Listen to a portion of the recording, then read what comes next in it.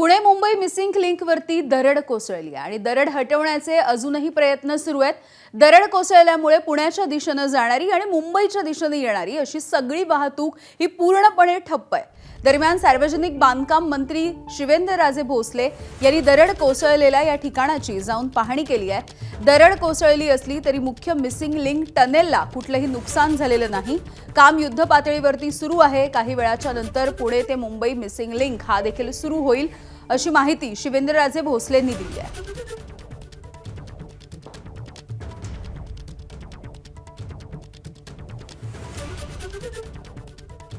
तर काय म्हणाल, कशा पद्धतीचं काम चालू आहे, किती वेळ लागू शकतो?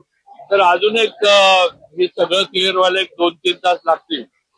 आता थोडं पोलीस डिपार्टमेंट इथे आहे, ट्रॅफिकचे त्याच्यानंतर आता इथं पाण्याचा आपण प्रवाह बघतोय, वरनं जे पाणी या बाजूला आलंय तर याचे बघून म्हणजे किती लेन सुरू करायच्या, कसं सुरू करायचं हे पोलीस डिपार्टमेंटच सरळ, कारण शेवटी काय प्रवाशांची सुरक्षा राहिली पाहिजे।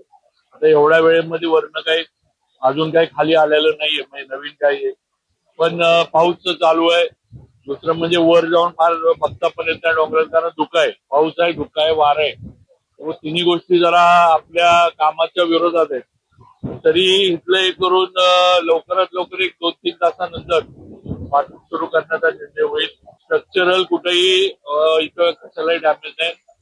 दुसरी गोष्ट म्हणजे आपण जी टेक्नॉलॉजी वापरली आहे, हे 3:30 वाजता हे झाल्या कंट्रोल रूमला कळाल्या लगेच कंट्रोल रूमनं अलर्ट दिला आणि लगेच वाहतूक, त्यामुळं हे काही दुर्घटना झाली आणि मग हे झालं असं नाही। आपण वेळेत सगळं जे काही टेक्नॉलॉजी वापरली, तर जे काही कॅमेरे वगैरे जे काही सिस्टम सॉफ्टवेअर AI वगैरे जे आता आपण सगळं बोलतो, सगळ्या ज्याच्यामुळं हे वेळेत ताबडतोब आपल्याला कळालं हे झालेलं असल्यामुळं आणि आपण वाहतूक जी आहे तिथं वळवली। शेवटी निसर्ग आहे आणि निसर्गात काय असतं आपण सांगू शकत नाही, तर नक्की सुरक्षिततेच्या बाजूनं दोन्ही म्हणजे याच्या पण दोन्ही म्हणजे दोन्ही म्हणण्यापेक्षा चारही जे तिकडच्या आणि तिकडच्या सुद्धा सगळे परत एकदा तपासले जातील आणि सुरक्षितता जपली जाईल।